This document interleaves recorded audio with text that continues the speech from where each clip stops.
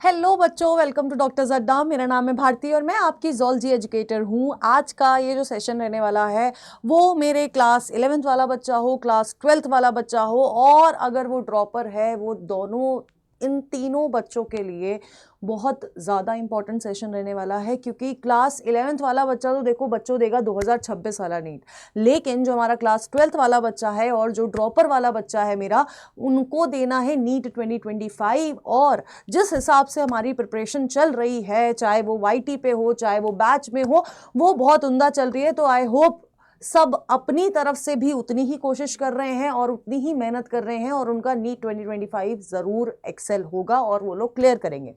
But कुछ बच्चे ऐसे होंगे जिन्होंने अभी तक स्टार्ट नहीं किया है, उनको समझ ही नहीं आ रहा है। क्लास 12th वाले को ये समझ नहीं आ रहा है कि मैम मैं क्लास 12th के बोर्ड्स और नीट 2025 एक साथ कैसे फोकस करूं।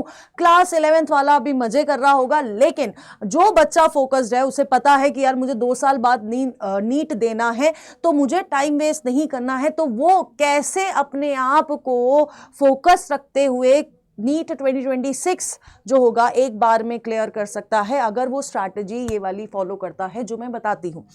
तो बेसिकली आज हम लोग बात करने वाले हैं आपके नीट 2025 और नीट 2026 के बच्चे के लिए, और सब्जेक्ट स्पेसिफिक रहने वाला है। बायोलॉजी आप कैसे मैनेज कर सकते हैं वो मैं आपको बताऊंगी, बट आपको एक जनरल आइडिया जरूर लग जाएगा इस वीडियो के एंड तक कि आपको बाकी सब्जेक्ट भी कहीं ना कहीं इसी तरह से प्रिपेयर करने हैं। ठीक है, तो अब जब हम लोग बात करते हैं बेटा जी पूरी बायोलॉजी के, तो बायोलॉजी में क्लास 11th में आते हैं आपके 19 चैप्टर और क्लास 12th के अंदर आते हैं आपके 13 चैप्टर, यानी कि कुल मिला के देयर आर 32 चैप्टर्स जो आपकी बायोलॉजी के अंदर आते हैं। अब बायोलॉजी आगे भी बटी हुई है बॉटनी और आपकी ज़ूलॉजी के अंदर, बट एक चीज जो आपको हमेशा माइंडसेट में रखनी है कि आपका जो क्लास 11th वाला पोर्शन होता है बेटा जी, उस क्लास 11th वाले पोर्शन से हर बार पूछे जाते हैं 53 क्वेश्चंस और इससे पूछे जाएंगे आपके 47 क्वेश्चंस।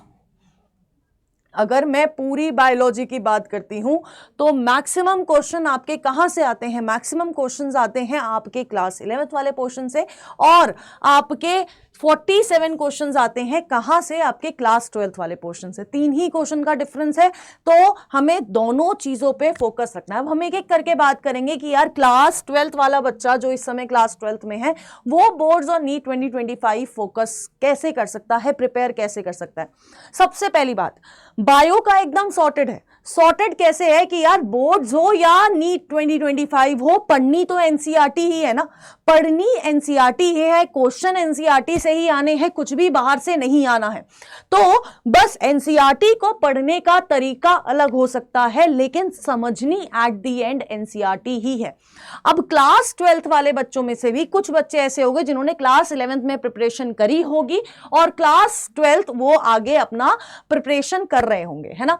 लेकिन देयर आर सर्टेन बच्चे, जो मैंने आपको बोला था क्लास 11th में हम लोग होते हैं एकदम मौज में, नए नए बड़े हुए होते हैं हम लोग, तो हमारा फोकस ज्यादा जाता नहीं है, तो हमें क्लास 12th में ही आके याद आता है यार क्लास 12 तो 11 तो ढंग से पढ़ी नहीं है मैंने, तो अब मैं ऐसा क्या करूं कि मेरा क्लास 11th और 12th दोनों के दोनों एक साथ हो जाए।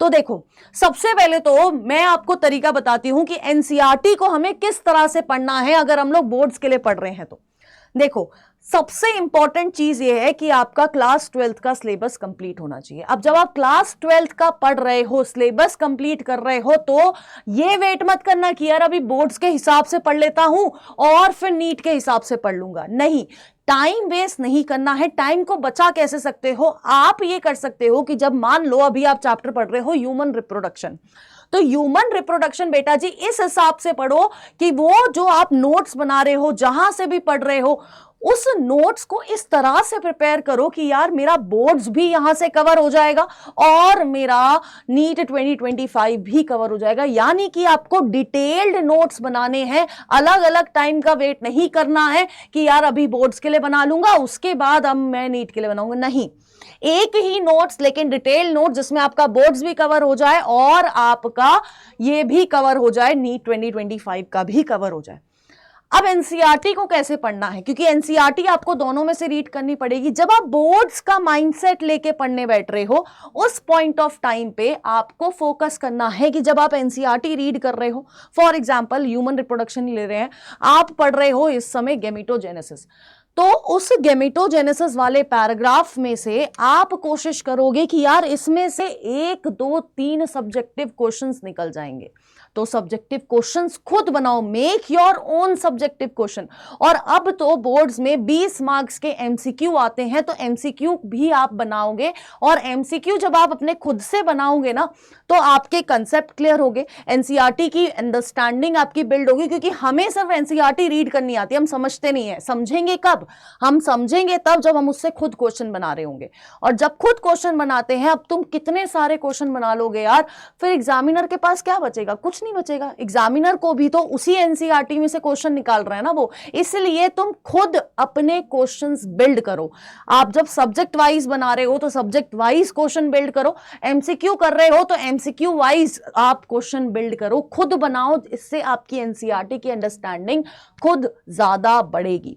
ठीक है, अब वहीं पर जब हम लोग नीट 2025 की बात कर रहे हैं, तो वो बच्चे जिन्होंने क्लास 11th में भी नीट के हिसाब से पढ़ाई करी थी, वो बच्चे एक बात पे जरूर ध्यान दें कि आपको अपने दिन में एटलीस्ट 2 घंटे निकालने हैं क्लास 11th रिवाइज करने के लिए। और जो बच्चे अभी क्लास 12th में ही हैं, उन्होंने क्लास 11th में बहुत मौज काटी है, उन्होंने कुछ पढ़ाई नहीं करी है, उनके लिए मैं आगे स्ट्रैटेजी बताऊंगी।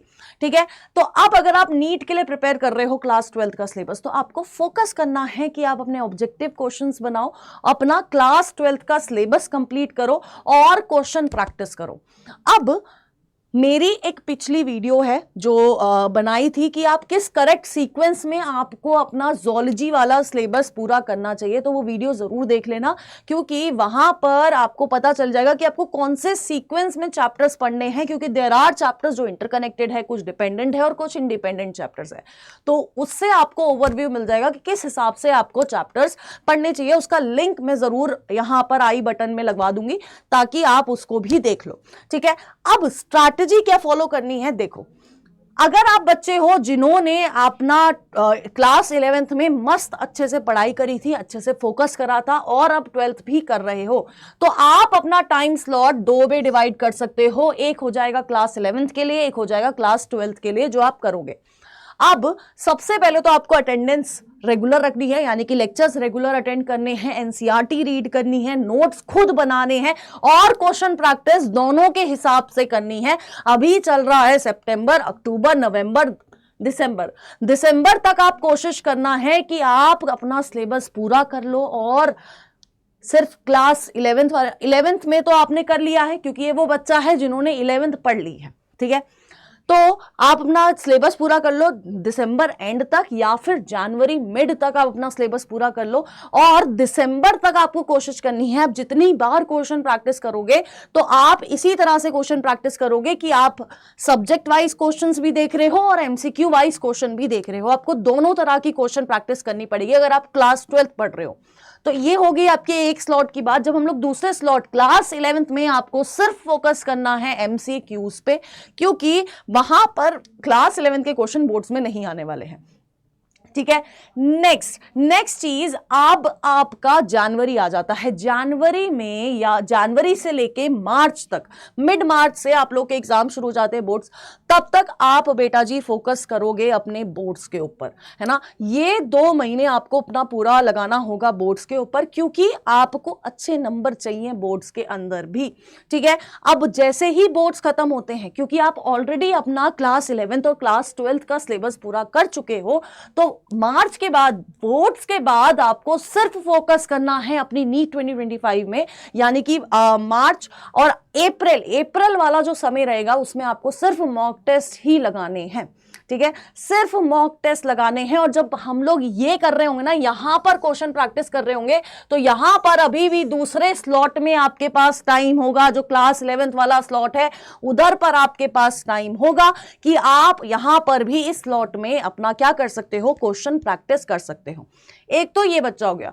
दूसरा बच्चा हो गया कि जिसने क्लास 11th में मारे थे मजे, अब वो क्या करेगा, वो क्या कर सकता है, ये भी फोकस कर सकता है कि उसने दिन को 2 में डिवाइड कर लिया, 2 स्लॉट्स में। लेकिन अगर ऐसा नहीं हो रहा है तो मैं आपसे बोलूंगी कि पहले अपना क्लास 12 का सिलेबस पूरा करिए। क्लास 12 के 13 चैप्टर्स है वो पूरा करिए, ठीक है। अगर आप अभी स्टार्ट कर रहे हैं तो भी आप अभी भी क्या कर सकते हो, क्लास 12 का भी सिलेबस पूरा कर सकते हो, क्लास 11th का भी पूरा कर सकते हो।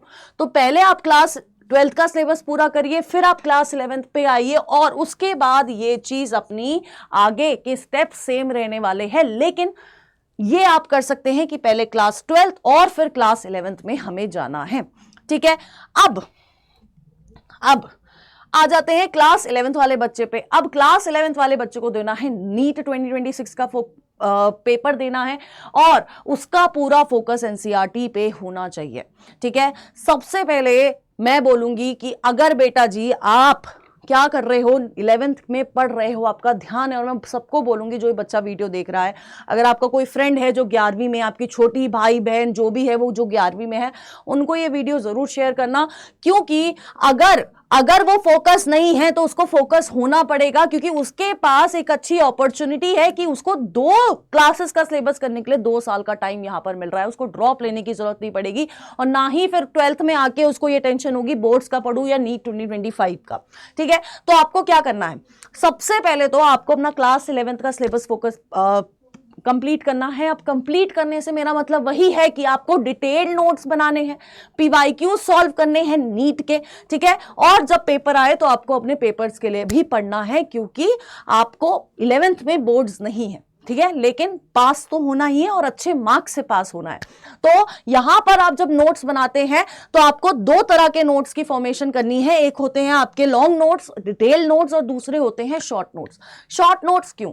क्योंकि जब आप क्लास 12th में बोर्ड्स की प्रिपरेशन में लगे होंगे तो ये शॉर्ट नोट्स आपको रिवीजन कराने में बड़ी हेल्पफुल होंगे, कि आपने 2 पेज के एक पूरा चैप्टर समराइज कर रहा है, वो 2 पेज को आप पढ़ रहे हो, तो वहां से आपको यह पता चल जाएगा कि यार मेरे को चीजें याद हैं। तो वो शॉर्ट नोट्स रिवीजन में बहुत ज्यादा हेल्प करते हैं। तो अभी जैसे ही आपका सिलेबस जो भी आपका चैप्टर कंप्लीट होता है, वो लॉन्ग नोट्स भी बनाइए, डिटेल नोट्स भी बनाइए, क्वेश्चन प्रैक्टिस करिए, रिवाइज करिए, और शॉर्ट नोट जरूर बनाने हैं। एंड का वेट नहीं करना है, ठीक है।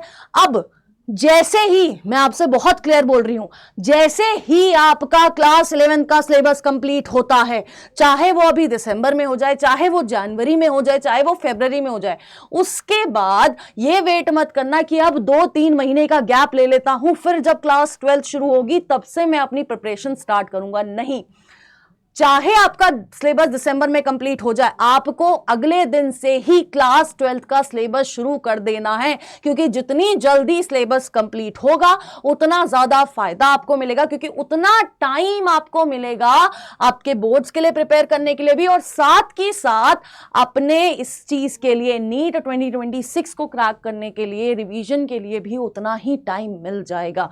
तो जो बच्चा जिसका अभी फोकस हो रहा है क्लास 11th में हो, तो पहले अपना क्लास 11th का सिलेबस कंप्लीट करो, फिर क्लास 12th के सिलेबस पे जाओ। अब जब कंप्लीट कर रहे हो आप अपने क्लास 11th का, तो आपको डिटेल नोट्स भी बनाने हैं, शॉर्ट नोट्स भी बनाने हैं, पीवाईक्यूज भी सॉल्व करने हैं, क्वेश्चन प्रैक्टिस करनी है, दोनों की, सब्जेक्टिव और ऑब्जेक्टिव दोनों की। मेन फोकस यहां पर आप अपने ऑब्जेक्टिव क्वेश्चंस पे रख सकते हो, ठीक है। अब जो बच्चा क्लास 12th में, फिर आप क्लास 12th में आते हो, तो अपना क्लास 12th वाली स्ट्रैटेजी जो मैंने अभी पीछे बताई है, वो वाली स्ट्रैटेजी आपको फॉलो करनी है। फिर आपको रिवीजन करना है। रिवीजन स्ट्रैटेजी भी वही है कि जब आप 12th में आ जाओगे बेटा जी, तो जैन से लेके फेब तक आपको फोकस करना है मेनली ऑन सब्जेक्टिव और ऑब्जेक्टिव दोनों, क्योंकि 20 नंबर के ऑब्जेक्टिव एमसीक्यूज आते हैं।